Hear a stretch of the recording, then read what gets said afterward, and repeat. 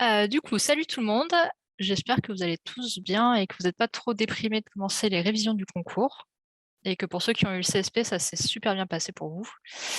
Aujourd'hui, ça va être une conf un peu relax et chill parce qu'on va surtout parler du bilan biologique pour bien le commenter, pour bien comprendre les logiques qui sont derrière. Et je pense que la conférence s'adresse beaucoup aux primants, aux doublants. Vous allez peut-être découvrir des choses, mais peut-être moins que si vous passez la première fois le concours. En tout cas, sachez que mes confs sont très interactives. J'attends que vous participiez, que ce soit à l'écrit ou à l'oral. Et surtout, il ne faut pas que vous hésitiez à vous lancer. C'est fait pour. Déjà, est-ce que certains ont préparé la conférence ou pas du tout?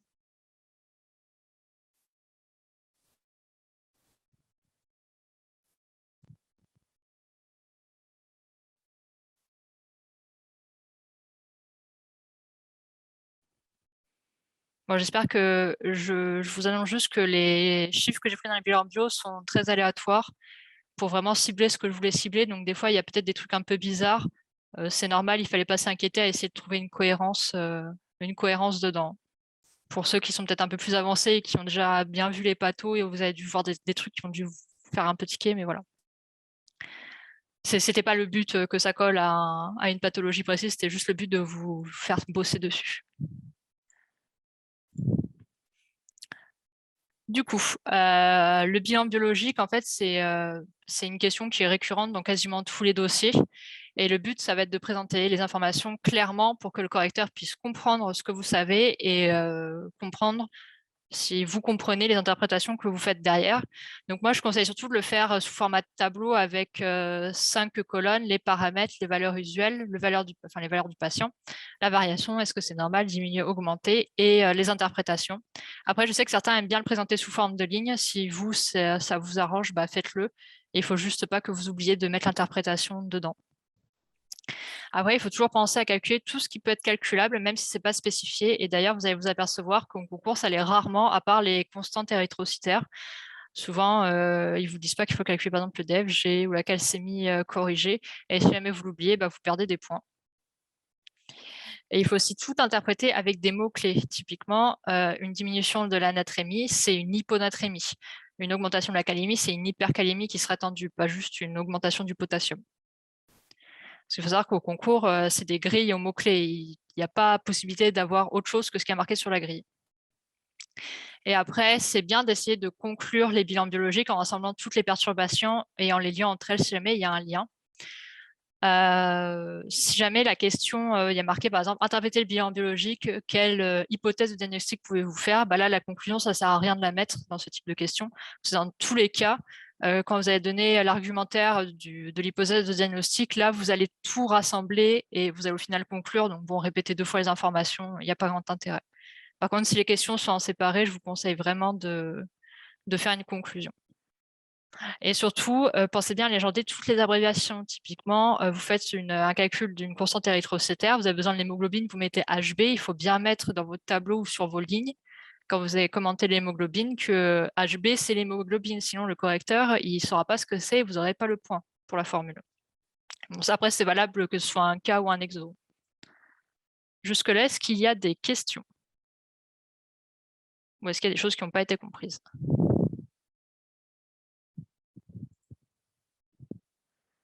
Oui, comme dit Lucas, faites pas des beaux trucs. Moi, mon tableau, je crois que j'avais même pas mis de traits tellement j'étais en speed. C'était des colonnes un peu tordues, même parce que j'écrivais pas très droit. Alors non, quand tu écris dans les paramètres, il faut que tu mettes potassium. Et si tu veux mettre K+, parce que tu sais que tu vas t'en servir dans le dossier après, là tu le mets, mais il faut vraiment que tu le mettes en toutes lettres. C'est comme PNN. Moi, je suis désolée, dans ma correction, vous allez voir dans mes tableaux que j'ai mis PNN, PNB, etc. pour aller plus vite, mais il faut vraiment mettre polynucléaire, basophile, neutrophile et mettre PNN entre parenthèses si vous savez que vous allez l'utiliser plus tard dans la copie. Je sais que c'est très pénible, c'est très chiant à faire, mais au moins vous assurez les points parce que si vous tombez sur un correcteur un peu con et ce serait dommage de perdre des points là-dessus. Oui, exactement. Si tu mets hémoglobine entre parenthèses égale à HB ou tu peux mettre directement HB, c'est OK, eux ils vont comprendre, et comme pour érythrocytes. Pour CCMH, VGM aussi, pareil, vous mettez l'abréviation, c'est le volume globulaire moyen. Il faut vraiment tout mettre. même s'ils sont feignants et qu'ils ont mis PNN ou CRP pour protéines C réactives. Alors, Tarek, oui, c'est totalement possible. Alors, il y a même certains qui font qu'en début de la copie, ils vont mettre toutes les abréviations, ou à la fin de la copie, ils vont toutes les mettre. Il y en a d'autres qui s'amusent à faire des marges. Il y en a d'autres qui les mettront au fur et à mesure. Ça, il n'y a pas de politique, je pense, de la part des correcteurs du CNG tant que les abréviations sont à un moment donné données. Donc après, c'est à toi de voir comment tu es le plus à l'aise. Moi, je sais que pour les exos, typiquement, j'adorais les mettre tout au début de la copie.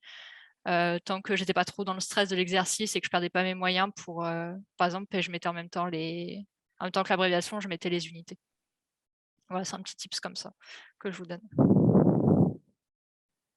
Alors moi, je ne conseille pas, si jamais ils donnent des abréviations, de les utiliser sans les redéfinir, même si c'est pour le VGM. Moi, je mettrais au moins dans le tableau volume globulaire moyen entre parenthèses VGM, comme ça tu montres vraiment au correcteur que tu sais de quoi tu parles jusqu'au bout. Après, vous verrez, hein, ils n'utilisent pas vraiment beaucoup d'abréviations dans les énoncés quand même. Enfin, en tout cas, en cas clinique, j'entends. J'en ai pas vu énormément. Du coup, on va passer au cas numéro 1. Donc, vous allez voir que mes tableaux ont des trous. Du coup, ça va être à vous de m'aider de les remplir. Donc, le cas numéro 1, pour vous remettre dans le contexte, c'était un homme de 45 ans qui venait chez son médecin traitant pour faire un bilan de santé complet et qui souffrait d'une asthénie de ses cheveux étaient devenus cassants. Donc, vous verrez, si jamais à un moment donné, vous bossez la pathologie en lien avec ceci, ça vous donne déjà une idée de ce que vous êtes censé trouver dans le bilan biologique. Donc, du coup, qui veut se lancer pour me donner les valeurs qui manqueraient dans le tableau? Par exemple, qui m'a calculé le VGM, le CCMH, le TCMH et qu'est-ce que vous avez trouvé? Et surtout, comment vous l'avez calculé aussi.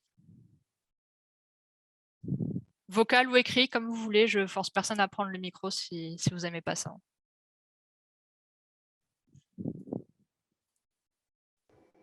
Hello. Oui. Je peux me lancer alors si tu veux. Ah bah vas-y, je t'écoute. Donc le VGM, j'ai calculé le VGM, donc c'est hématocrite en pourcentage x 10 sur érythrocyte. Oui, t'as trouvé combien? 95,1 cm. Ouais. Pour le CCMH, j'ai fait hémoglobine x 10 sur hématocrite, j'ai trouvé 23. Ouais. %. Ouais, %. Et pour le TCMH, j'ai fait hémoglobine sur érythrocyte et j'ai trouvé 25,9. 25,9? 21. Ah, 21, oui, je suis d'accord avec toi, ouais. Picogramme. Ouais. Et pour la CTFT, donc capacité totale de fixation de la transférine, j'ai fait 25 fois la transférine, donc ça fait 160. 150, pardon, 150. Ouais. Et le CST, donc capacité, coefficient de saturation de transférine, j'ai fait le fer sérique sur le CTFT, qui était à 3,1%. 3,1? Oui. Est-ce que tout le monde avait trouvé les mêmes choses? Est-ce que certains n'avaient pas calculé les constantes érythrocytaires, donc c'est VGM, CCMH, TCMH, ou n'avaient pas calculé tout ce qui est coefficient en rapport avec le bilan martial? Et si oui, pourquoi est-ce que vous ne l'avez pas fait? Est-ce que vous ne saviez pas qu'il fallait le faire? Est-ce que ce n'était pas demandé? Est-ce que une autre raison? Ouais.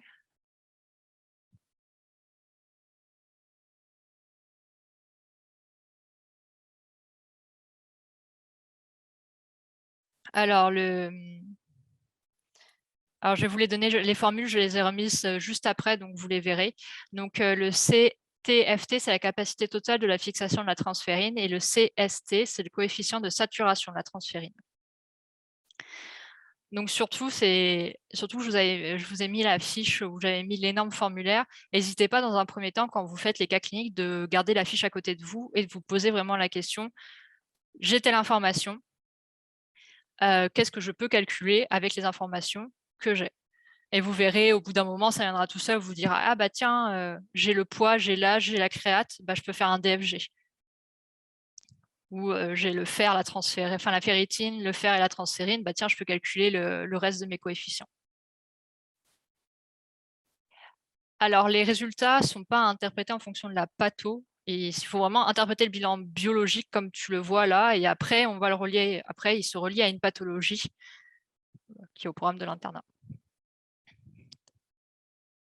Donc, du coup, qui veut me dire les interprétations qu'on pouvait faire par rapport à ça? Qu'est-ce qui est diminué, augmenté, normal et les mots-clés qui allaient avec?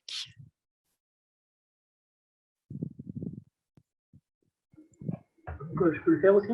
Ouais, bah vas-y, vas-y. Donc, l'hémoglobine est diminuée. Donc, c'est une anémie modérée. J'ai caractérisé anémie modérée. Ouais. Le VGM est normal. Donc, c'est normocitaire. Ouais. Le CCMH est diminué. Ouais. Donc, c'est hypochromie. C'est ça. Et le TCMH, il est diminué, mais est-ce qu'on caractérise comme hypochromie ou non? Bah, en fait, il faut savoir que maintenant, le TCMH est quasiment plus utilisé à l'hôpital. On le calcule même plus. C'est vraiment le CCMH qui nous intéresse pour la chromie. Donc, hématocrite est diminué, donc là, on ne dit rien. Ouais, on met rien. Je suis d'accord.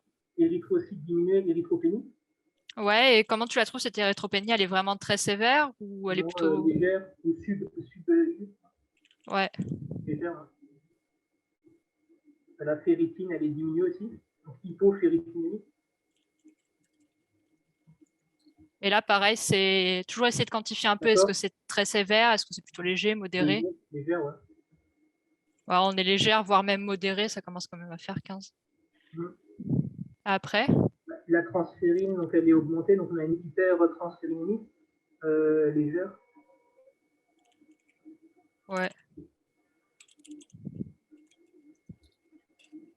Après? Le fer, il est diminué. Donc là, on a une sidéropénie. C'est ça. Légère. Ouais, légère. Ouais, elle est même modérée. Même modérée, ouais. Comme c'est pas grande valeur. Après? CTFT, il est augmenté. Donc là, je ne sais pas comment caractériser. Il est augmenté. Bah, là, il n'y a pas grand-chose à dire dessus. Donc, CFT, il est diminué aussi. Ouais, je suis d'accord avec toi. Et la créate? Normale, donc normocréatinémie. Ouais, on peut même strictement rien mettre. Du coup, qu'est-ce que ça t'indique que le fait que la créate soit normale? Est-ce que tu peux en... Il n'y a pas d'atteinte rénale. Ouais, il n'y a sûrement pas d'insuffisance rénale. Bah, c'est pas mal en tout cas. Et du coup, tiens, tu veux nous faire la conclusion de tout ça avec les mots-clés? Donc, la conclusion, donc, on a une anémie donc, modérée, normocitaire, normochrome. On ne peut pas savoir si elle est normocitaire, hypochrome. Oui. On ne peut pas savoir si elle est régénérative ou pas. On n'a pas fait des réticules aussi. Oui, c'est ça. On a le bilan martial avec un bilan martial avec hypoféritinémie et hypertransférinémie. Ah, c'est une hyper, ouais, t'as raison. Qu'est-ce que j'ai marqué? Et une sidéropénie. Ouais, et du coup, qu'est-ce que ça t'indique quand tu as une diminution du fer, une augmentation, une diminution de la ferritine? Ça m'indique qu'on peut s'orienter vers une anémie ferriprive ou carence martiale. Alors, ça t'indique au moins une carence martiale. Si on enlève l'anémie, au moins rien que le bilan t'indique qu'on a une carence martiale, en effet.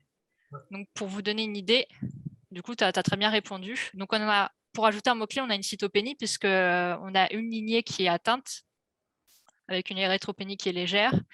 Et on a une carence martiale, en effet, comme tu l'as dit, parce qu'on a l'hypoféritinémie, une hyposidérémie ou une sidéropénie, une diminution de la CST, une hypertransférinémie et une augmentation de la CTFT. Donc voilà à peu près ce qui peut être attendu pour une interprétation de bilan une interprétation d'un bilan biologique, et tu l'as plutôt bien fait, je trouve. Alors désolé, du coup, j'ai pas regardé les questions qu'il y avait. Alors, l'hématocrite diminué, tu ne peux pas conclure à une hémodilution parce que si tu n'as pas les protéines. Alors, la quantification, c'est quand même mieux si tu le notes, Marion, surtout si tu connais les valeurs. Bon, pour l'anémie, les valeurs viennent de l'OMS. Si vous voulez, je pourrais les redonner à la fin de la conférence. Donc voilà, moi je trouve que c'est mieux parce qu'il y en a, pour certaines pathologies, très franchement, on a par exemple des lymphocytoses qui sont vraiment très franches ou des aptoglobines qui sont vraiment effondrées. Et ça, c'est quand même un énorme indicateur sur le type de pathologie que vous pouvez avoir derrière ou sur les syndromes. Alors dire, Océane, pour dire qu'il n'y a pas de dire, c'est un mot-clé. Alors, c'est pas forcément un mot-clé, mais c'est aussi pour vous faire réfléchir un peu que si vous avez une créate normale et une urée normale, même si vous calculez le DFG, vous êtes censé tomber sur quelque chose de normal, à part si c'est une personne âgée. Du coup, est-ce que quelqu'un a des questions pour le premier cas? Et surtout, n'hésitez pas à vous lancer, hein, il n'y a pas de questions débiles. Si jamais vous n'avez pas compris quelque chose, il faut mieux vous poser la question maintenant. J'ai juste une toute petite question. Oui. À quoi ça sert CTFT et CST au final? Enfin, parce que moi, je sais que on ne l'a pas encore vu en cours, donc du coup, je ne sais pas du tout à quoi ça sert en fait dans un bilan de le noter.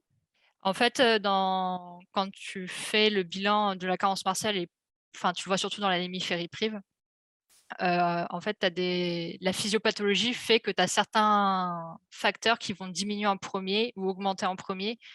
Donc, c'est pour ça qu'il faut mieux le connaître, parce que si tu as par exemple qu'une hypoferritinémie avec une anémie, et que tout le reste est plus ou moins normal, c'est que tu es sûrement qu'en tout début en fait, de ton anémie par carence martiale. Donc ça, après, ça quantifie tout le bilan martial, et je pense que tu verras dans le chapitre de l'anémie. Et il y a un chapitre aussi sur les troubles du métabolisme du fer, si je ne dis pas trop de bêtises, où il reparle de la carence martiale et de l'hémochromatose. Donc désolé, ouais, si je ne vais pas trop dans le détail des pathologies, etc., parce que vous allez vraiment le revoir tout au long de vos items pour le concours. Et ce n'était pas trop le sujet de la conférence. Donc du coup, est-ce qu'il y a d'autres? Ouais, Oui. moi j'ai juste une question sur le terme cytopénie. Oui. J'ai pas du tout l'habitude de l'utiliser, et du coup, ça correspond à quoi exactement?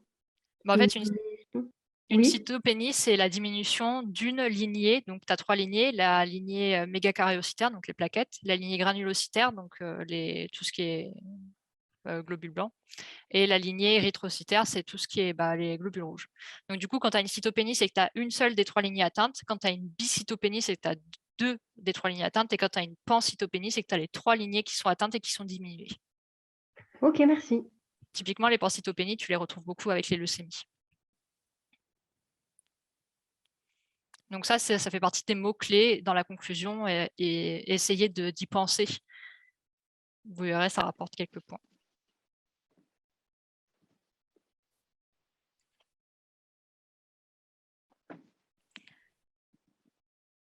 Du coup. Moi, j'ai une petite question. Je ne Oui. sais pas si on m'entend. Oui, on t'entend. Vas-y, je t'écoute. Ok, cool. Normalement, dans la carence martiale, on n'a pas une anémie microcytaire. Si, c'est pour ça que je disais que les bilans c'était pas des vrais bilans. Parce que tu as bien raison, c'est bien une anémie microcytaire, hypochrome et régénérative. C'est pour ça que je disais de ne pas faire attention aux incohérences et de ne pas les relier à des pathos. Ok, ça marche. Donc, mais oui, tu as bien raison, hein, t'en fais pas. Ouais, pas de souci. Du coup, le cas numéro 2, qui veut se lancer?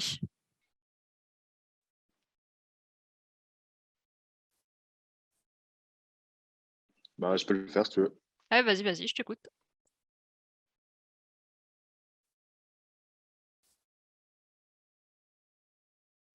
Ok, je sais pas si on m'entend bien parce que j'ai une petite latence entre le moment où j'ai la réponse et le moment où tu parles.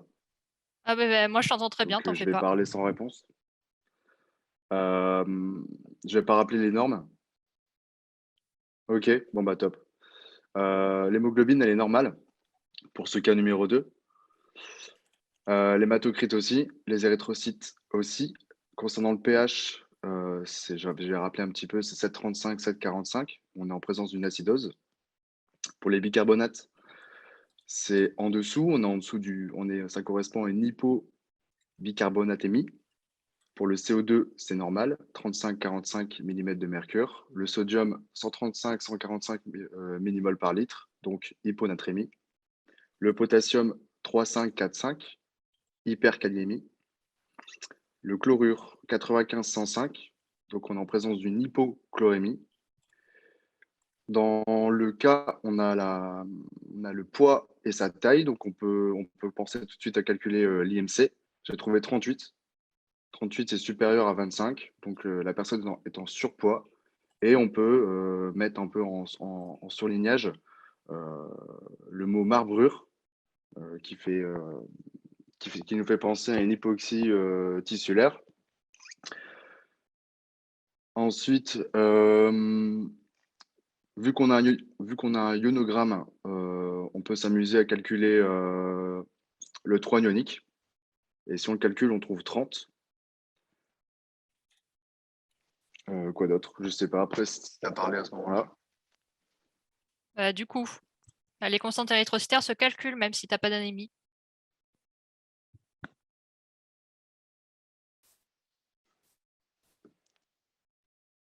Ah ouais, non, je ne les ai pas calculés du coup. Donc, du coup, là, je peux le compléter s'il faut. Ouais, vas-y, attends, je rajoute juste les flèches qui manquent et je te laisse. Non, perdu, c'était. Ouais, vas-y. Hop. Du coup, j'écoute pour la suite. Vas-y, pas de souci. Le VGM, c'est 93 femtolitres. Ouais. Le CCMH, c'est 30,9 ou 31%. Et le TCMH, c'est 29 picogrammes. Et donc, on n'a pas d'anémie. Donc, le VGM normocytaire et un normochrome. Ouais. Non,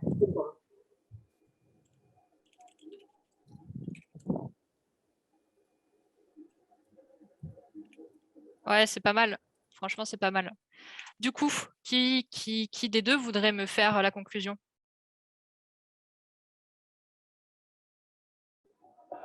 donc, on a un trouble acido-basique. Ouais. Acidose. Vas-y, je peux. Ah, attends. Oui, peut-être.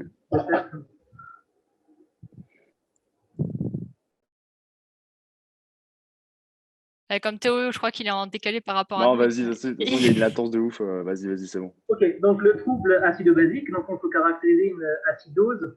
Ouais, non, mais je suis sur la côte là, ça marche. Une acidose métabolique partielle, enfin non compensée, je dirais. Ouais. Le PCO2 n'est pas diminué. Qu'est-ce que tu peux me dire d'autre de cette acidose? Tu as calculé le 3 ionique. Qu'est-ce que ça t'indique s'il a augmenté? Ah oui, donc l'acidose due à des anions donc indosés. Indosé, ouais, je suis d'accord. Par exemple, intoxication au salicylé ou par exemple l'éthanol, je crois. Ouais, ou même une acidose lactique à cause de la metformine, par exemple. Et Et le truc, le bilan anémique, il est normal. ouais. Qu'est-ce qu'il y a d'autre dans le ionogramme que tu pourrais mettre en lien avec ton acidose? Alors, peut-être que tu n'as pas encore vu le cours, mais Non, je vois pas. en fait, souvent, les acidoses métaboliques sont souvent liées On peut avec mettre en lien les bicarbonates pour montrer que c'est une acidose métabolique. Ouais, et surtout la kaliémie. Des hyperkaliémies, souvent, on les retrouve dans les acidoses métaboliques aussi. Donc, on était bien en effet devant une acidose métabolique hypochlorémique, donc on peut même le dire, puisque là c'est le cas, on avait la valeur, non compensée parce que, comme tu as très bien dit, le CO2 n'est pas encore augmenté pour compenser l'acidose, avec un trou anionique augmenté qui signe la présence d'un anion qui est non dosé dans le plasma. Et pour l'ionogramme, on avait une hyponatrémie et une hypochlorémie avec une hypercalémie qui était sûrement en lien avec l'acidose. Et d'ailleurs, Théo, très bien joué d'avoir calculé l'IMC parce que je l'avais complètement oublié. Comme quoi, hein. Je le rajouterai dans la correction. Et juste, tu as dit que pour compenser, le PCO2, c'est diminué, non? Pour compenser. Ouais, super. Ouais, tu le diminues, ouais. D'accord. Ouais. Du coup, est-ce que vous avez des questions?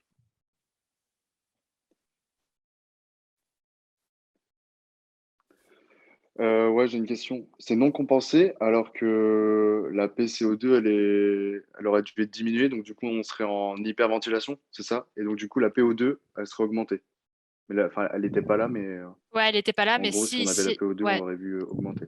voilà. Et si jamais tu l'as... Attends, j'arrive jamais à augmenter. Si tu l'augmentes, non, tu diminues le pH. Non, il faut que tu diminues la CO2 pour augmenter le pH.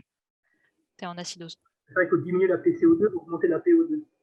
Ouais, c'est ça, Ouais, pour augmenter le pH. ouais, faut que tu diminues. Ouais, Tu augmentes la... ouais, c'est ça, ouais. Parce que tu es en Ouais. hyperventilation, ouais. Ouais, c'est ça. Donc, du coup, oui, là, si jamais tu avais eu Enfin, si jamais la PCO2 n'était pas Ouais. normale, là, ça veut dire que Et ton j'avais une acidose était compensée. Ouais.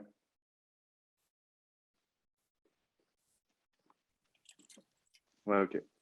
J'ai une petite question. J'avais noté penser à doser les lactates. Parce que du coup, je pense que par rapport au cas, c'est plus une acidose lactique, puisqu'on n'a pas d'autres infos pour le patient, quoi.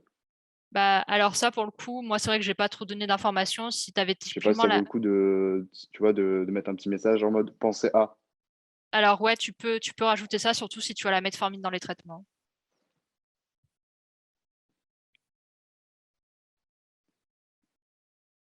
Ouais, ok. Alors pour le 3 ionique, normalement, tu fais Na plus le potassium, donc sodium plus potassium, que tu soustrais au bicarbonate et au Cl, et normalement, tu es censé tomber sur 30 millimoles par litre. Marion. Du coup, je sais pas comment tu as pu trouver 200 pour le coup. J'avais une question aussi pour l'osmolarité. Par rapport à quoi, Valentin? Désolé. Oui, en fait, l'osmolarité, c'était dans les bouquins, on trouve 2 fois Na+, et dans d'autres, on trouve 2 fois Na+, plus K+, pour la formule. Pour le 3 ionique ou pour un autre? L'osmolarité. Ah, après, oui, il y a plusieurs formules de valides. Il faut juste faire attention aux valeurs usuelles qui sont dessus. Ok. Mais oui, il y a plusieurs formules qui se baladent. Elles sont toutes valides. C'est juste les valeurs usuelles qui changent un tout petit peu. D'accord. Merci. J'ai aussi une question. Oui, j'ai vu, c'est par rapport à l'hypercalémie et l'acidose. Du coup, j'en ai deux. Oui, par rapport à l'hypercalémie et l'acidose, c'est quoi le lien? Et l'autre, pourquoi on précise acidose métabolique hypochlorémique? Alors parce qu'en fait, tu peux avoir aussi des acidoses métaboliques qui sont normochlorémiques et ça t'indique juste un peu le type d'étiologie qui est derrière. Ok. Là, on pouvait le préciser parce que j'avais les chlorures de dosées, donc autant. En fait, quand tu as les choses de dosées, autant en profiter et en parler. D'accord. Sinon, alors le lien acidose et hypercalémie, je l'ai plus en tête, je dois t'avouer. Si je peux le faire. Si tu le sais, dis-le parce que c'est vrai que moi je veux pas dire de bêtises. Donc, en fait, quand on a trop de protons dans le sang, en fait, les cellules veulent faire rentrer des protons et donc ils vont sortir du K+. Donc forcément, quand on a une concentration de protons qui est élevée, il y a la rentrée de protons dans les cellules et la sortie de potassium, donc l'hypercalémie. Ouais, c'est un truc comme ça, ouais. Ok, merci beaucoup. Et donc, du coup, par exemple, si tu étais sur une acidose métabolique avec une hyperchlorémie, ce qui est aussi possible, ça t'indiquait encore d'autres types d'étiologies, comme par exemple tout ce qui peut être diarrhée, donc surtout la perte digestive. D'accord. Merci. Donc ça, t'en fais pas, tu verras bien tous les mécanismes, les étiologies, quand tu feras l'item sur les troubles acido-basiques, tout sera normalement bien expliqué. Ok. Du coup, est-ce qu'il y avait d'autres questions sur ce cas ou est-ce que ça roulait plutôt bien?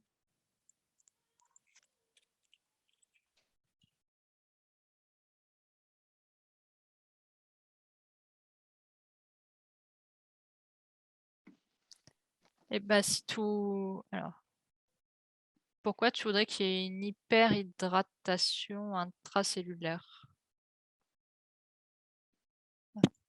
Merci pour l'IMC.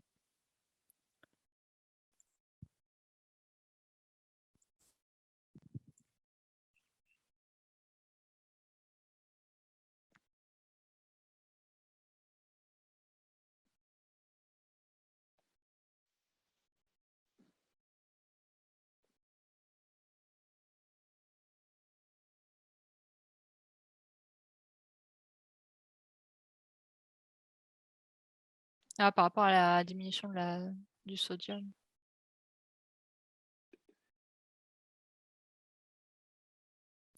Là, pour le coup, je dois t'avouer, Emeline, que je suis pas allée jusque-là. J'avais pas spécialement pensé, surtout que bon, on peut pas calculer l'osmolarité parce que je n'ai ni glucose ni l'urée.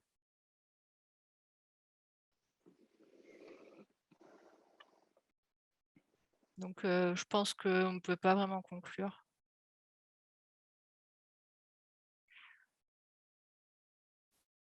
En fait, oui, je t'aurais donné le glucose, l'urée. En effet, j'étais d'accord avec toi. On pouvait calculer l'osmolarité avec une hyponatrémie. Si on trouvait tout bon, on aurait pu conclure. Mais alors là, pour le coup, surtout que cette dame, on ne sait pas si c'est des œdèmes qui est derrière, si c'est un vrai surpoids. Ça ne peut pas t'indiquer grand-chose.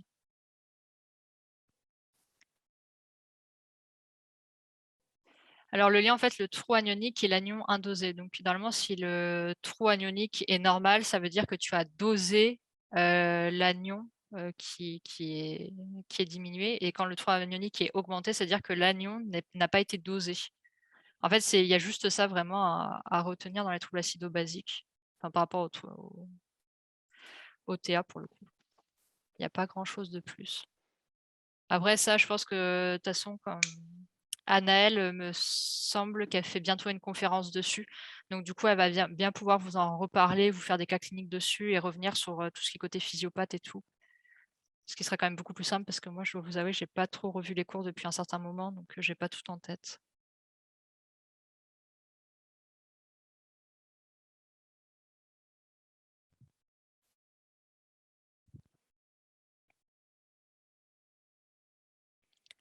Alors, je sais.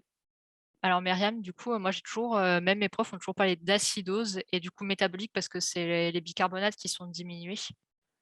C'était une acidose respiratoire si c'était la PCO2 qui était augmentée et les bicarbonates qui étaient normales.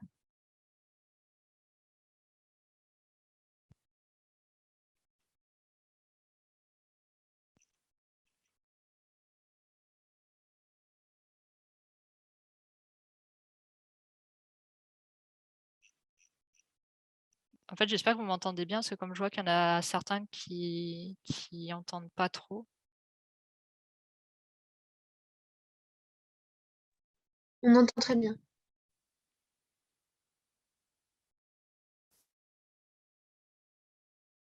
Bah, du coup, après, je vais pas trop rentrer dans le détail de ces 2 items, hein, parce que vous allez vraiment les revoir en conférence et ça sera bien mieux expliqué que ce que je peux faire vite fait là à l'oral. Parce que c'est vraiment des chapitres qui peuvent être un peu complexes et dès qu'on rentre dans le détail, il y a beaucoup de trucs de physiopathe à comprendre. Et c'est pas trop non plus le thème de la conf pour le coup. Donc du coup, en fait, le cas, je vous l'avais fait pour bien vous faire penser que quand vous regardez une gaz du sang, donc c'est tout ce qui est côté pH, PCO2, etc., de bien penser à regarder si on a une acidose, une alcalose, est-ce qu'elle est métabolique ou respiratoire, est-ce qu'elle est compensée ou non compensée, et surtout si on a une acidose métabolique, à ne pas oublier de calculer le trou anionique, parce que c'est très important. Du coup, pour le cas numéro 3, est-ce qu'il y a une personne qui a envie de se lancer? Je vais bien tenter. Allez, vas-y, je t'écoute. Alors, pour le BIM, on est normal. Pour le CC,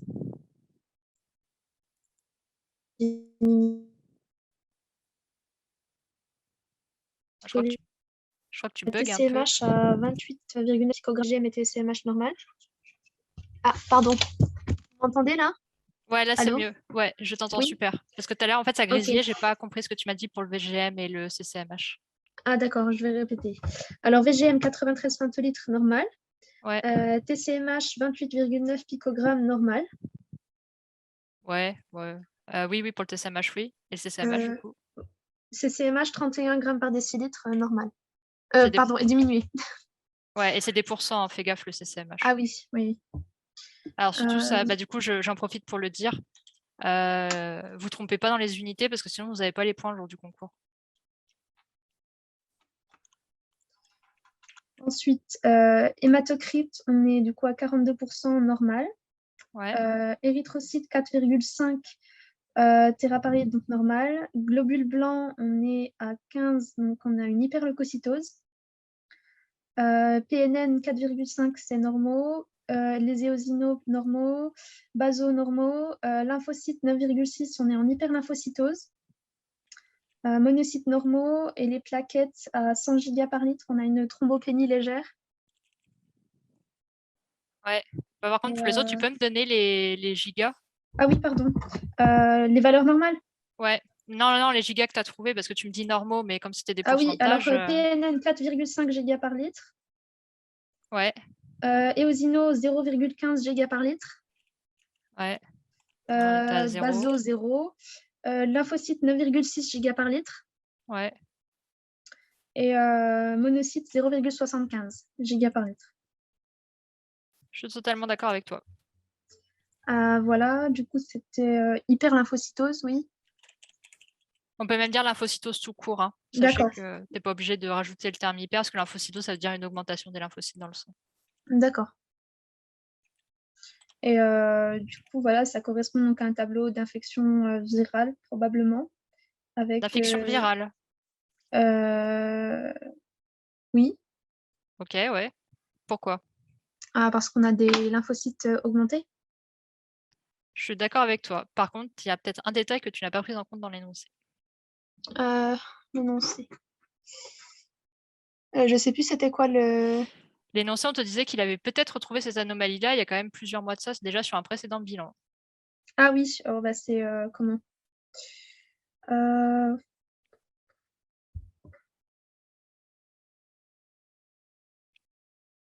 Donc du coup, t'es pas dans la phase aiguë. oui. Tu es plus sur une phase chronique. Bon, Mm. franchement, une leucocytose à lymphocytose, ça fait beaucoup penser à une LLC pour le coup, un cancer. D'accord. Mais bon, c'était pas le sujet. Donc oui, donc tu as la leucocytose à lymphocytose, donc chronique cette fois-ci. Oui, avec du coup les plaquettes qui étaient touchées et puis l'hémoglobine qui était un petit peu en limite basse. Ouais.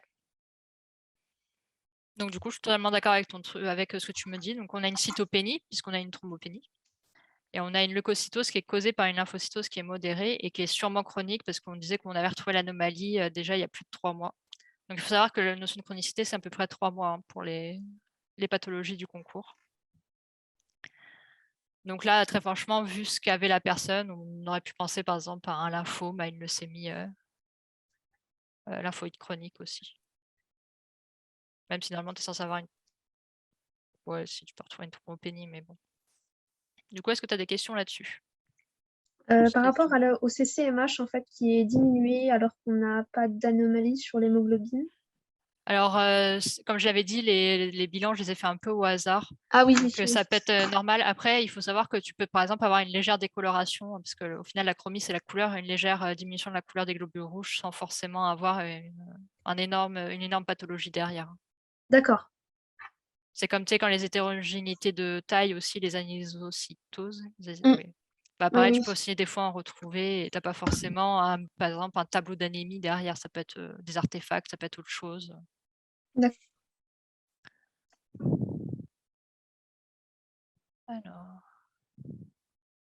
Alors iPhone, oui, les cas, du coup, je les avais mis sur le Discord, je les avais mis sur l'event Facebook aussi, et je conseille de les préparer en avance parce que ça permet de pouvoir faire la correction et toi de pouvoir voir si tu avais fait vraiment des erreurs.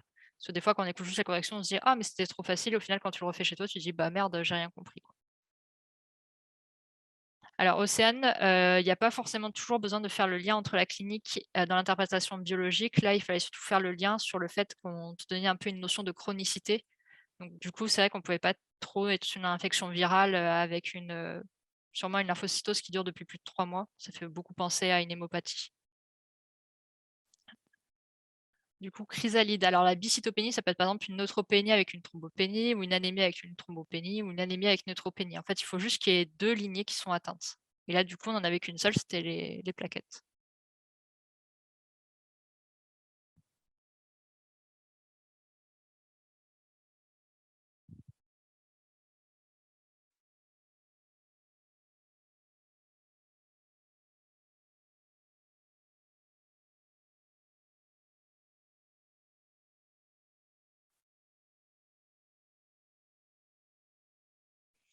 Du coup, est-ce qu'il y a des questions pour le cas numéro 3 ou est-ce qu'on peut passer au 4?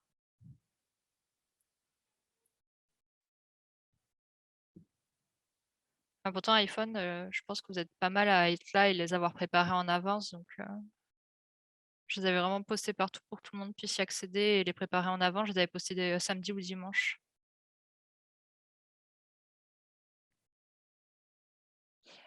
Du coup, le cas numéro 4, qui veut se lancer?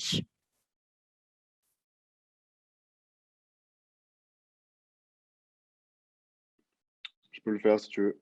Allez, vas-y, je t'écoute.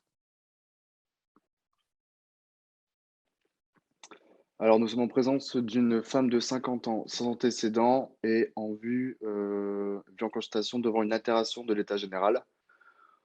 Donc, alors, l'anémie, elle est à 80 grammes par litre. Ouais, enfin, non, je viens de dire anémie et 80 grammes par litre, oui, forcément. On n'a pas d'hémodilution, parce que je pensais qu'on pouvait dire hémodilution quand on a une diminution de l'hématocrite. Donc non, juste diminution. On a une érythropénie, les leucocytes, ils sont normaux, les plaquettes, ils sont normaux. Les réticulocytes, ils sont très augmentés, du coup, ça veut dire que c'est régénératif. Alors, du coup, le La mot-clé. bilirubine totale, c'est strictement inférieur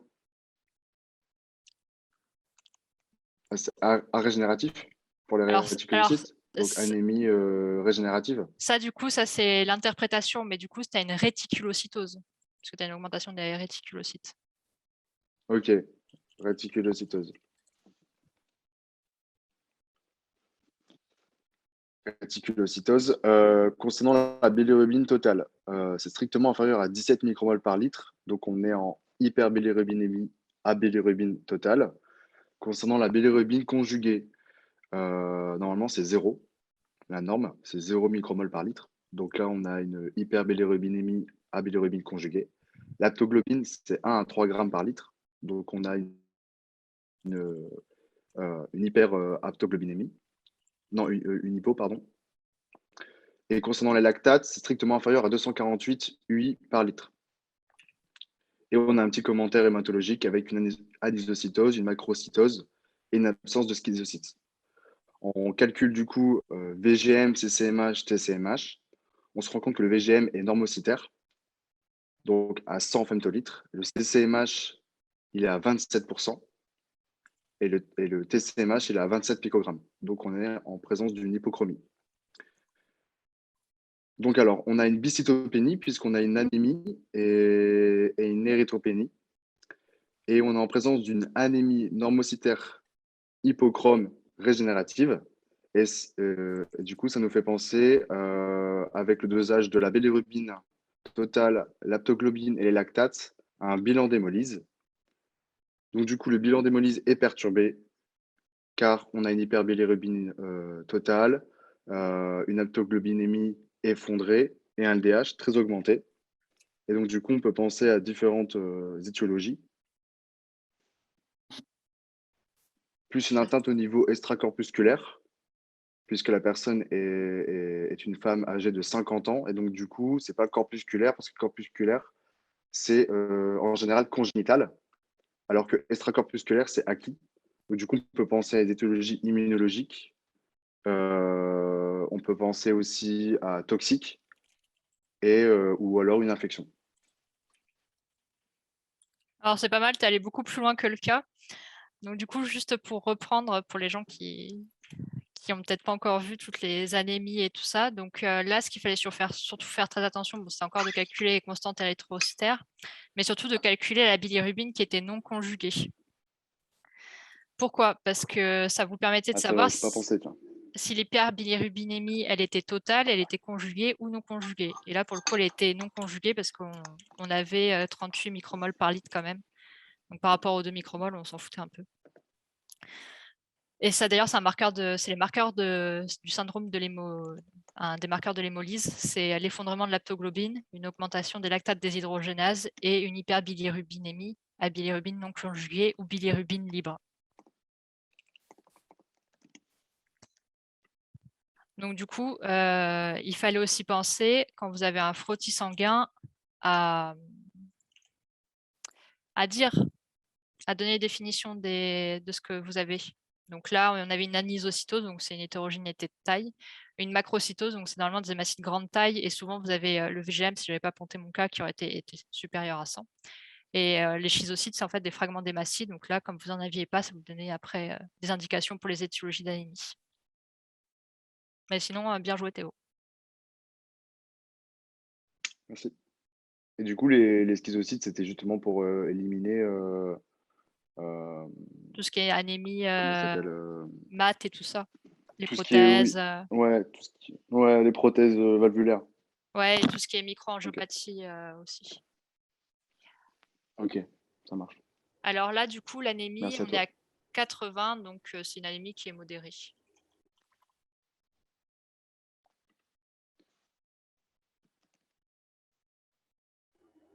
Pour la conclusion, Oui. c'est une cytopénie, non? C'est pas une dystopénie. On a une anémie et une érythropénie. Ah ben oui, non, mais oui, j'avais bien raison, c'était bien une cytopénie. Ouais. Pardon. Que les leucocytes et les plaquettes sont normaux. Ouais, ils sont normaux, c'est vrai, t'as raison. Alors, attendez. Le TCMH, en fait, Océane, il sert plus à grand-chose maintenant parce qu'on se sert vraiment du CCMH pour regarder la chromie. Donc, si jamais tu as une diminution du CCMH, mais pas du TCMH, tu as juste une hypochromie.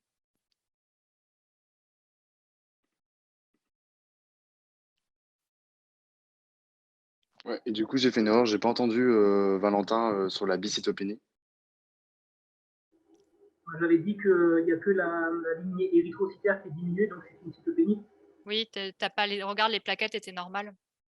Les plaquettes et tu as les leucocytes qui sont normales, donc tu peux pas parler de bicytopénie. Même avec une anémie? Bah, en C'est fait, pas l'anémie, c'est anémie. anémie, érythrocyte, leucocyte et thrombocyte? Non, les érythrocytes, tu les regardes Ou pas, c'est que... c'est anémie et Ok, leucocytes et thrombocytes. ok, ça marche. Alors, Andela, en fait, les diagnostics qu'on pouvait conclure à peu près là-dessus, quand on a une anémie normalement qui est normochrome, enfin, ou macro, même plus, une anémie normocytaire ou macrocytaire avec, qui est régénérative avec un syndrome d'hémolyse, en fait, ça fait penser aux anémies hémolytiques auto-immunes.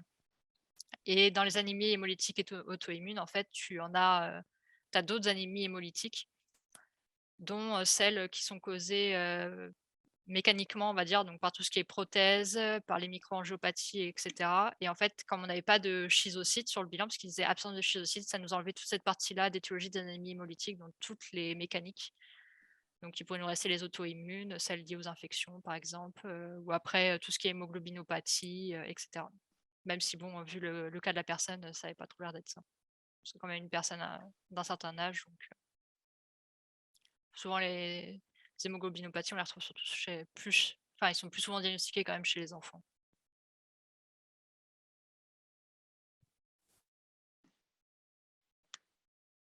Sinon, l'érythropénie, elle commence quand même à être assez sévère, en dessous de la barre des 3 Téra. Ouais, là, vous en faites pas, j'ai fait une vraie correction détaillée à côté dans un PDF que je vous donnerai en plus du diapo. Donc là, vous aurez vraiment un truc hyper propre. Si le diapo là, il est à trous, c'est vraiment pour vous faire participer et pour que ce soit plus interactif.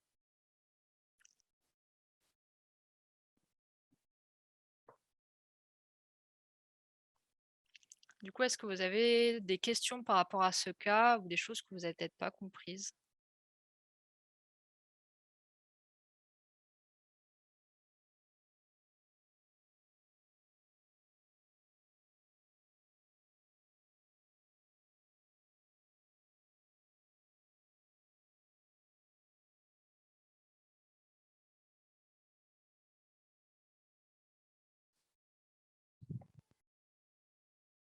Alors en fait, c'est pas le fait que juste l'aptoglobine soit effondrée qu'on peut parler d'hémolyse, c'est vraiment le fait que tu aies l'aptoglobine qui est effondrée, plus une hyperbilirubinémie libre, plus une augmentation des LDH. C'est tout ça qui te fait le syndrome les marqueurs de l'hémolyse en fait.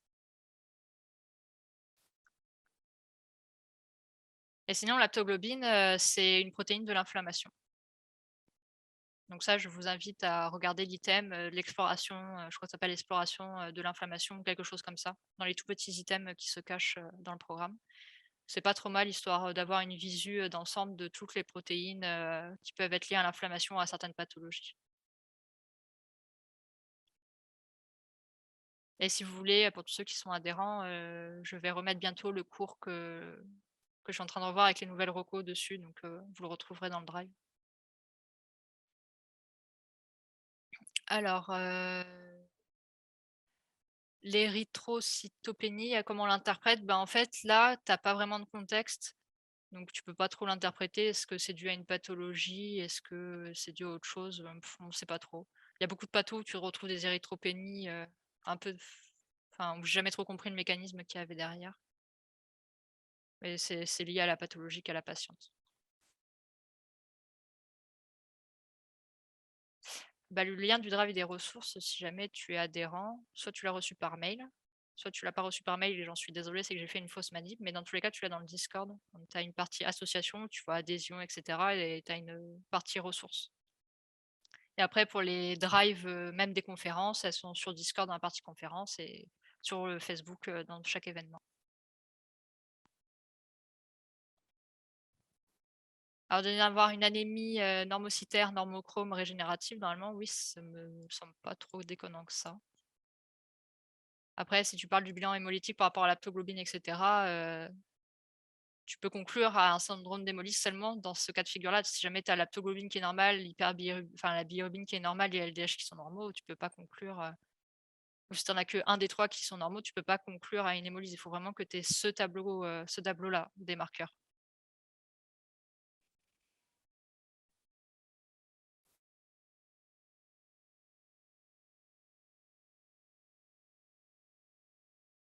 Bah, du coup, comme j'ai dit, iPhone, au niveau des diagnostics différentiels, là, tu es sur sûrement une anémie qui est hémolytique. L'auto-immune est l'étiologie la plus fréquente, donc on partirait dessus en premier stade, mais diagnostic différentiel, tu pourras avoir après toutes les autres anémies hémolytiques, sauf celle qui est liée, qui est mécanique, puisque tu as pas de schizocyte.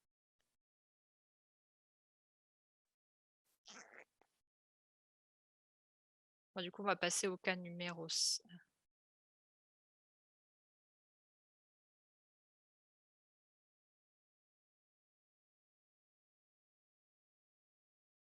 Bah, en fait, pour les cytopénies, on regarde, en tout cas mes profs m'ont toujours appris à regarder vraiment l'hémoglobine. C'est par rapport à l'anémie qu'on peut statuer ou pas. Après, de toute façon, souvent quand il a ouais, c'est moi en tout cas les profs m'ont toujours appris comme ça. Après, je sais pas si dans votre fac on vous a appris à regarder plutôt les GR et pas l'hémoglobine pour conclure à une cytopénie?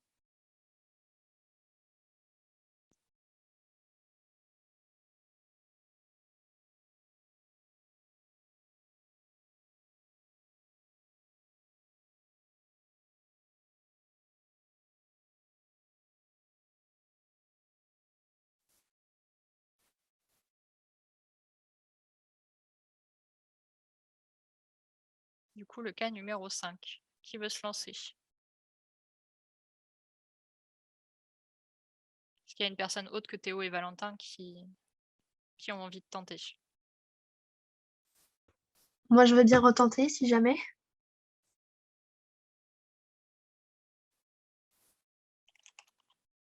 Ah bah, vas-y. Alors, donc pour la créatinémie, Ouais, on est sur une hypercréatinémie. ouais.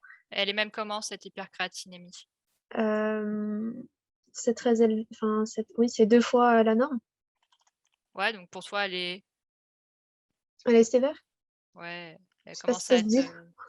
elle commence à être bien importante, hein. Oui. Ensuite, on a une hyperurémie, Ouais, une augmentation de la CRP, ouais. Ça signe quoi du coup? une inflammation. Biologique. Oui. Ouais, je t'écoute. Les globules blancs, on a une hyperleucocytose. Ouais, Les PNN, donc 10 gigas, on a une neutrophilie. ouais, Ensuite, on a une TR. Pour le glucose, on a une hypoglycorachie, une normochlorurorachie et une hyperprotéinorachie. ouais. Et pour le reste? Et pour le reste, donc, on a un LCR purulent avec un nombre de leucocytes à prédominance de polynucléaires neutrophiles. Donc, ça signe une infection bactérienne. Ouais. Alors par contre, c'est combien la cytologie normale? Est-ce que tu la connais? Non.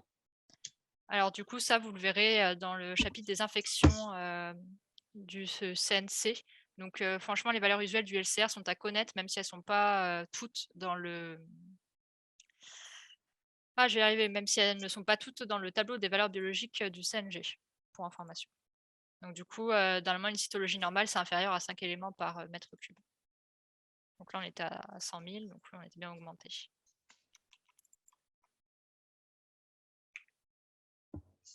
Donc, en conclusion, donc on peut dire qu'on est sensiblement sur un tableau de méningite bactérienne. Donc avec un tableau inflammatoire, le LCR caractéristique. On a aussi donc une augmentation de la créatinine et de l'urée qui montre une rétention azotée, probablement secondaire à une insuffisance rénale, peut-être due à la précipitation de la myoglobine au niveau du rein après la rhabdomyolyse. Ouais, c'est très beau. Par contre, c'est dommage que tu ne m'aies pas calculé le DFG. Ah oui. Oui, oui. Alors par contre, fais attention, juste parce que là, on te demandait d'interpréter le bilan bio. Le fait que tu parles d'une méningite bactérienne, ce n'est pas faux. Mais du coup, tu me donnes un diagnostic. D'accord. Là, par contre, vous pouvez en effet parler d'une infection bactérienne, puisqu'on te disait, bon, tu as un LCR qui est typique de l'infection bactérienne. En plus, on trouve des grammes dans le LCR. Et en plus de ça, tu as une leucocytose causée par une neutrophilie. Oui. Ça, c'est typique de l'infection bactérienne. Après, il y avait aussi les signes cliniques, la raideur de la nuque, etc. Ouais, tu as tout à fait raison. Bon, là, typiquement, si je te demandais le diagnostic, tu me disais méningite bactérienne, ça m'allait très bien. Et en effet, tu as bien raison, l'insuffisance rénale, du coup, elle est comment? Elle est chronique, elle est aiguë? Aiguë. Ouais, elle est aiguë et c'est bien dans le contexte de la rhabdomyolyse qu'on la retrouve. Donc oui, pas mal. Donc du coup, le DFG, quelqu'un l'avait calculé? Oui. T'avais trouvé combien? 38,4. 32,4? 38, 38,4. Moi, j'avais trouvé 32,5, mais je me suis peut-être trompée. J'ai 38 aussi. Bah, c'est peut-être moi qui me suis plantée. 38,4, bah, très bien. Ouais, c'est ça.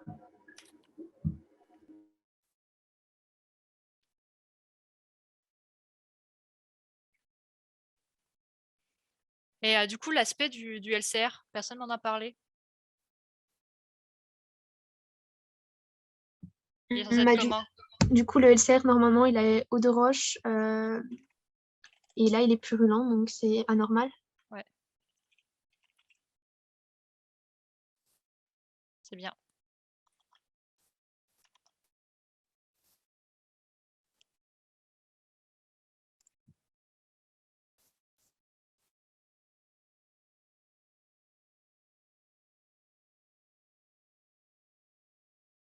Alors, du coup, pour répondre, pour répondre aux questions. Alors, il faut savoir que si vous oubliez sévère, modéré, je pense pas que vous perdez de points. De toute façon, la perte de points n'existe pas. On ne peut qu'en gagner si tu perds des points le jour où tu tues ton patient sur ta copie. Typiquement, la patiente a une hémorragie, tu mets des AVK, ouais, ça passe pas quoi. À part si tu veux qu'elle meure. C'est la seule façon de perdre des points au concours, tu ne peux qu'en gagner. Sinon, iPhone, ce qui signe biologiquement l'infection bactérienne, c'est le fait que tu aies une leucocytose causée par une neutrophilie. Ça, tout de suite, quand vous voyez ça sur un bilan, ça signe très souvent une infection bactérienne. En plus de ça, là, on disait que dans LCR, on trouvait des grammes. Donc les grammes, c'est des bactéries. Et en plus de ça, le LCR avait vraiment tout l'aspect de l'infection bactérienne. Du coup, l'AMIA. Du coup, en fait, tu as une rétention azotée dès que tu as une augmentation de l'urie.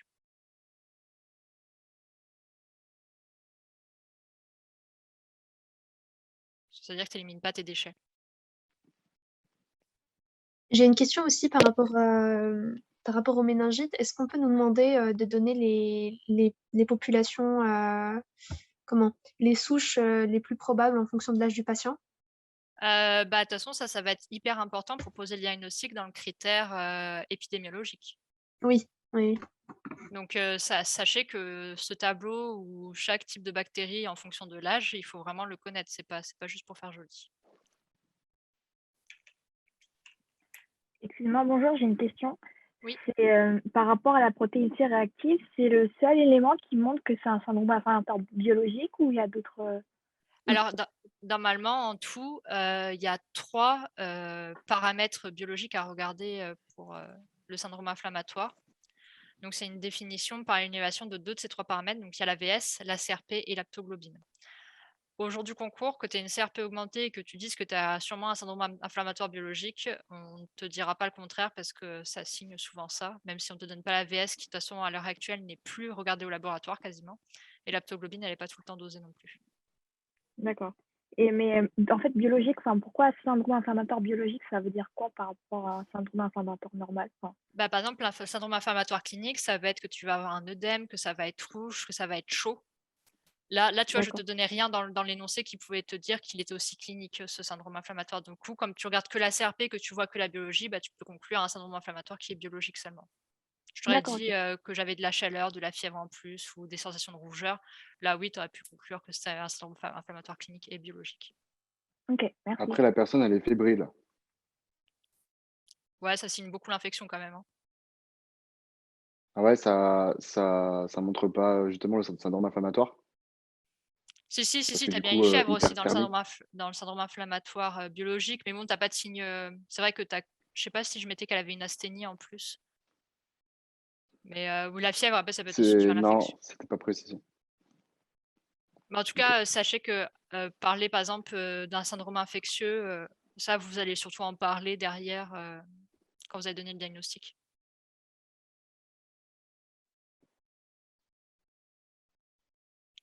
Alors, le coût de l'insuffisance rénale aiguë. Donc, en fait, là, sur votre tableau, on ne disait pas que la patiente était connue pour une insuffisance rénale quelconque ou que ça faisait 6 mois que le DFG s'écoulait ou était maintenu à un stade très bas.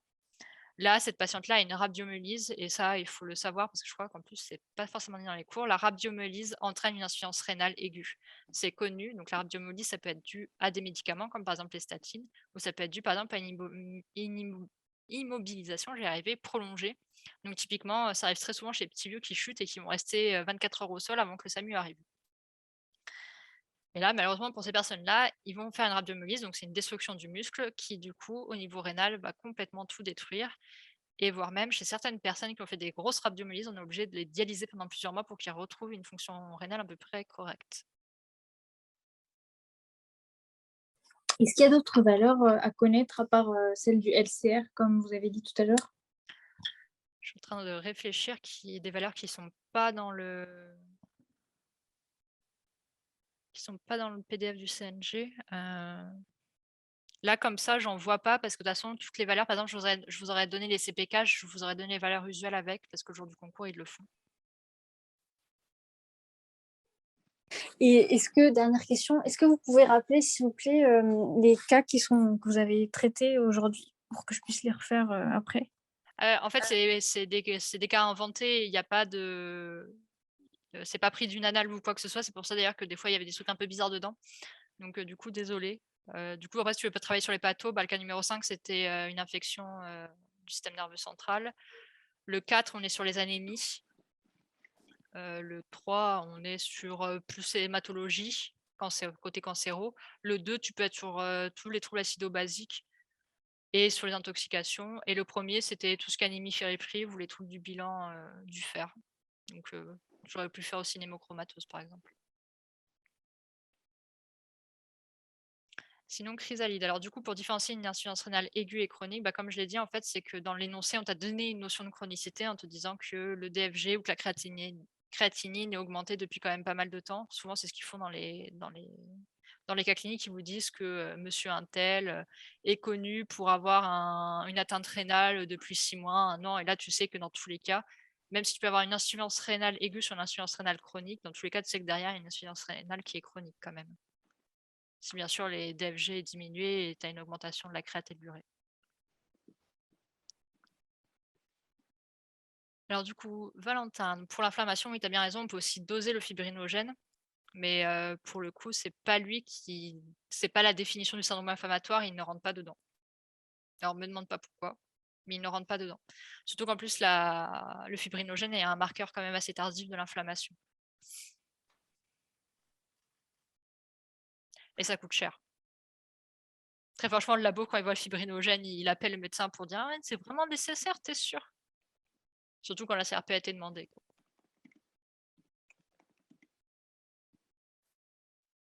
L'hyperleucocytose marque l'inflammation quand on est dans un contexte d'infectieux.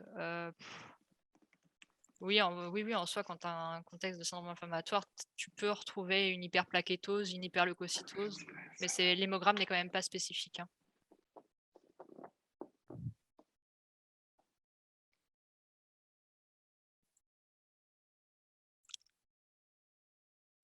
Alors après, pour différencier l'IRR, l'insuffisance rénale aiguë et chronique, tu n'es pas obligé de regarder les autres paramètres, Océane. C'est vraiment cette notion de chronicité, d'atteinte rénale qui signera l'insuffisance rénale chronique.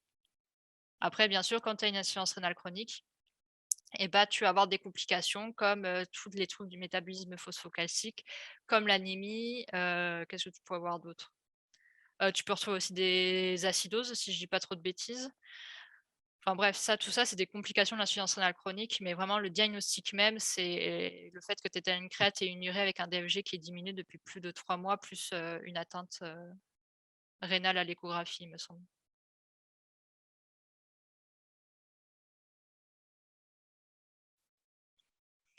Alors oui, en effet, on aurait pu faire des rapports créaturés, etc., pour au niveau de l'insuffisance rénale aiguë, savoir si on était sur du fonctionnel ou de l'organique.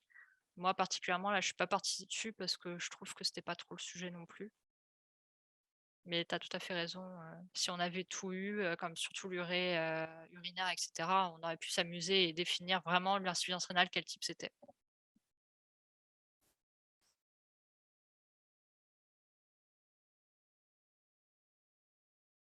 Mais c'est bien, tu as les bons réflexes en tout cas.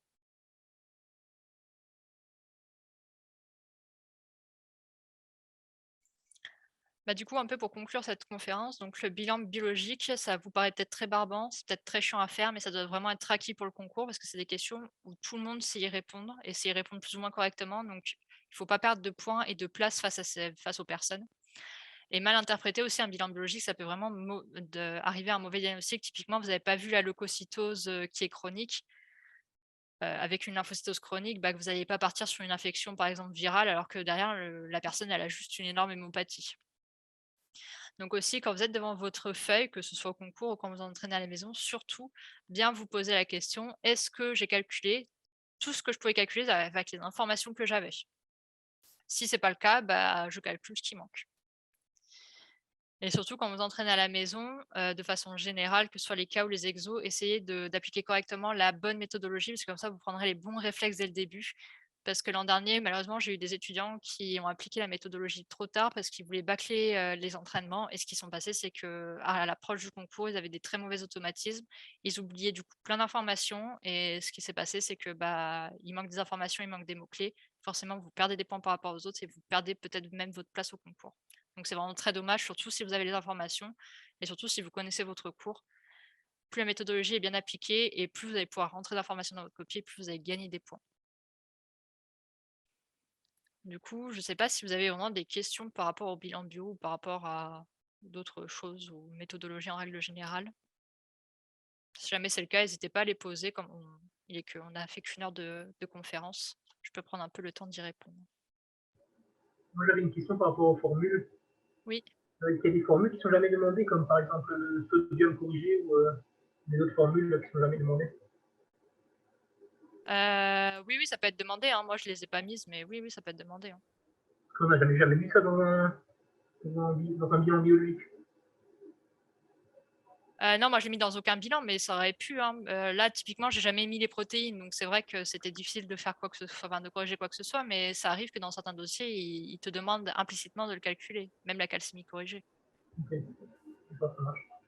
C'est pour ça que surtout le formulaire que je vous ai passé, il faut vraiment connaître toutes les formules. Il ne faut pas se dire bah ça tombe jamais ou ça tombe qu'une fois de temps en temps, parce que si jamais ça tombe au concours et que vous ne savez pas le calculer, bah, c'est quand même fort dommage, quoi. De quel formulaire tu parles? Du coup, en fait, sur le Drive, si tu avais récupéré je vais y arriver, les cas, d'un moment, il y avait un formulaire un fichier qui s'appelait bilan biologique et dessus, j'avais remis toutes les valeurs du CNG avec les mots-clés associés et avec les définitions de toutes les anomalies qu'on pouvait retrouver sur le frottis sanguin et tout le formulaire, toutes les formules qu'on pouvait avoir besoin le jour du concours. Ok, et du coup, qu'est-ce que je voulais dire? Ah oui, la vidéo, elle est mise en ligne sur YouTube et on a la correction, c'est ça? Sur le Drive, il faut que j'aille pour retrouver tout? Du coup, la vidéo, en premier temps, je vais au moins donner le lien Zoom qui va être généré par Lucas à la fin de la conférence. Et après, oui, on va toutes les mettre sur YouTube. C'est juste que là, en fait, on est sur le gros rush du site qui va sortir sûrement fin du mois. Du coup, on se concentre plus là-dessus que d'uploader les vidéos sur YouTube et de couper les moments de blanc. Du coup, voilà. Et sinon, les corrections, elles sont déjà prêtes. J'ai juste rajouté l'IMC que j'avais oublié et je vous les donne dès que la conférence est terminée. Donc, d'ici à peu près 30 à 40 minutes. Tu l'auras dans le Drive et je mettrai un message dans l'event pour vous dire qu'il y a tout de disponible. Ok, merci beaucoup. De rien. Moi, j'avais encore une question par rapport au... Par rapport à quoi? En fait, si dans la première question, par exemple, on prend le KE, qu'on explique ce que c'est, est-ce que dans la deuxième et troisième question, il faut le réexpliquer ou c'est bon? Non, c'est pas nécessaire. Tant que tu l'as expliqué une fois, ça va. C'est bon. Du coup, Lisa, alors oui, on vous donne toujours les sujets à peu près une semaine avant la conférence pour que vous ayez le temps de les préparer. Donc, par exemple, Marlise, qui vous fait la prochaine conférence sur la leucémie myéloïde chronique. Vous avez déjà préparé les 2 cas, je les ai relus, on les a remis en forme, etc. Du coup, quand je vais créer l'event pour la prochaine conf, on vous les donnera en même temps. Et on est en train de faire une fiche de cours avec tous les mots-clés qu'on vous donnera aussi en même temps ou juste après, enfin dans la semaine. Le temps qu'on la finisse et qu'on la relise, comme ça vous aurez vraiment un cours tout propre qui vienne des ECN en fiche, du collège d'hématologie, des recos de la HAS et des hématocèles.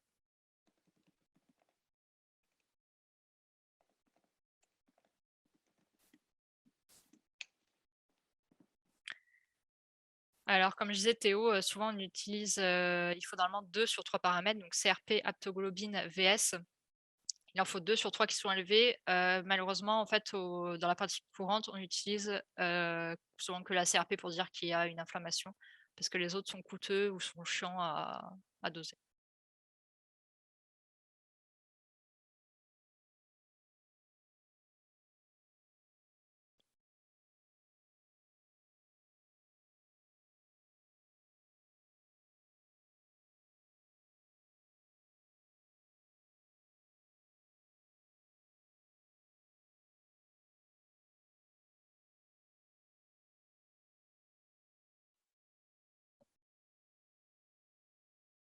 Alors ça, Mirko, du coup, dans le drive, j'ai mis les valeurs biologiques avec les... Désolée, je commence à fatiguer un peu, avec les mots-clés associés, donc n'hésite pas à les regarder dedans, tu verras qu'il y a tout dedans. Et sachant que les valeurs biologiques, c'est celles du PDF du CNG, donc c'est pas des trucs inventés.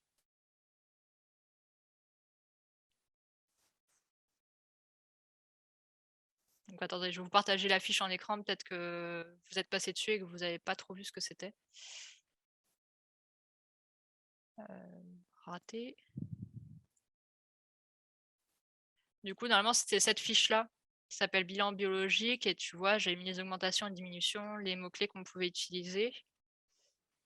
Ah, par rapport à l'anémie sévère et modérée, je vais le rajouter à la fin de la conférence. Je vais le mettre sur le fichier. Tiens, je le mettrai dans autres, comme ça, je vous mettrai, ça viendra de l'OMS. Comme ça, je vous mettrai les bonnes valeurs et tout. J'avais une petite question pour le syndrome inflammatoire.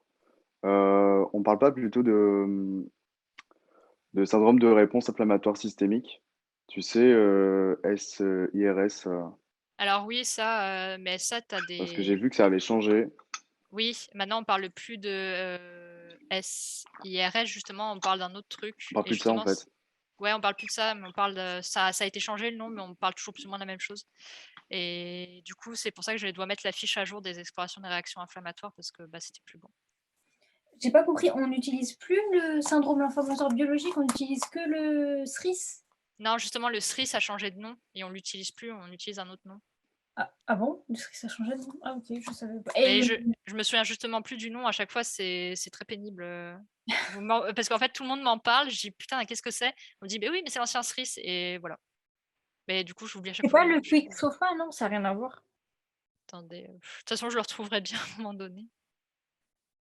Mais le syndrome inflammatoire biologique, il est quand même... il change pas, lui, par contre. Ah oui, le syndrome inflammatoire biologique, c'est une élévation de 2-3 paramètres, c'est tout. Le SRIS, bon, maintenant qui s'appelle plus comme ça. Voilà, c'est le QSOFA. Merci Amandine. Ah bah, c'est le Quick Sofa. C'est à 2 signes, tu dois avoir au moins 2 signes pour pouvoir, le désigner, quoi.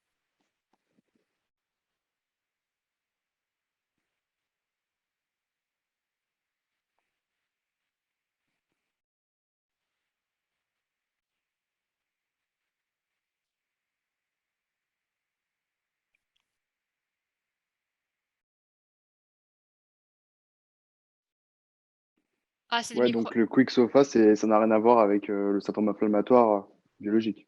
Oui, ça n'a rien à voir, c'est l'ancien CIRS. Donc avec des critères. Je sais que le Voilà. CIRS, c'était qu'il fallait au moins 2 signes suivants, une Ouais, ça température marche. corporelle supérieure à 38 ou une hypothermie, une fréquence cardiaque supérieure à 90, une fréquence respiratoire Avec une supérieure à HTA. 20. Et tu avais la leucocytose aussi. Mais du coup, si on parle du cerise dans un cas clinique, Mm. ce sera une erreur parce que c'est plus à jour, c'est ça? Ah oui, oui, c'est ça. Par contre, faites super gaffe si jamais les trucs sont. Si jamais Ouais. vos données sont plus à jour, ça vaut pas de points le jour du concours, hein. Mais parce que pour moi, je crois que le Quick Sofa dans le Pili, c'est genre l'équivalent du cerise, mais en sévère. Enfin, un truc comme ça. Mais du coup, enfin, pour moi, c'est deux choses différentes.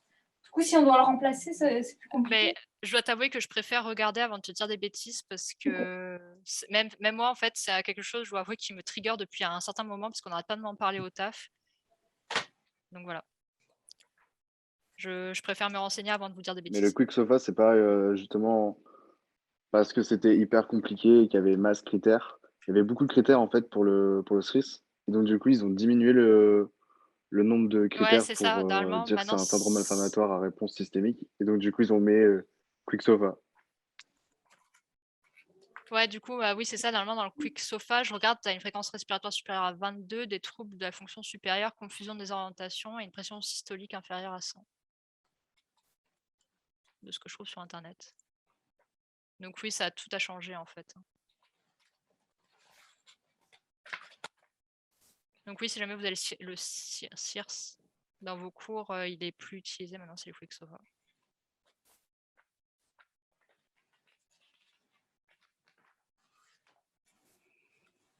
Du coup, est-ce que vous avez d'autres questions? Et est-ce qu'il faut retenir les seuils par rapport. Parce que là, dans le Pili, ils disent que le sofa atteint 2 ou augmente de 2 unités et tout. Enfin, est-ce qu'il faut connaître ça aussi Très franchement, je pense pas parce que ça c'est surtout utilisé par les réanimateurs et toi en tant que pharmacien, je vois pas à quel moment ça va te servir. Que tu aies au moins la notion de ce que c'est, de pouvoir l'énoncer si jamais tu le vois sur un tableau clinique et biologique, pourquoi pas. Mais après, aller l'interpréter correctement, je pense que c'est un peu hors programme. D'accord, donc il faut juste savoir citer fréquence respiratoire, confusion et Et pression hypotension. artérielle systolique inférieure à 110, enfin 100 et tout, c'est tout. Enfin, il faut donner juste un petit peu les détails, puis sans trop. Ouais, je pense pas qu'ils attendent du détail pour le coup, ça tire beaucoup vers de la médecine plus que vers de la pharma. Ok.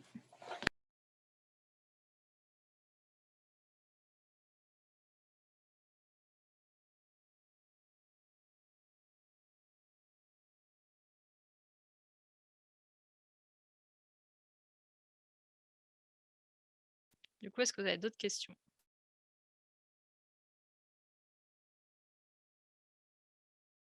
Sinon, après, vous n'hésitez pas à les poser sur le Discord. Si jamais vous en avez d'autres qui vous viennent en refaisant la conf ou même plus tard, il ne faut surtout pas hésiter à les poser les questions. On est plutôt gentil, on répond rapidement. Ou d'autres personnes répondent que nous.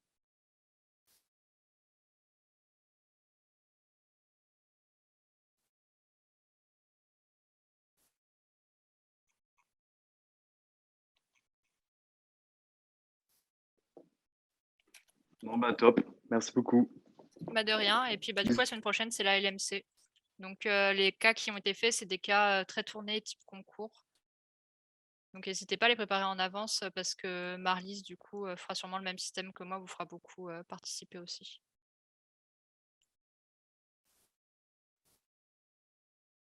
Bonne soirée et puis bon courage pour la semaine en tout cas. Merci.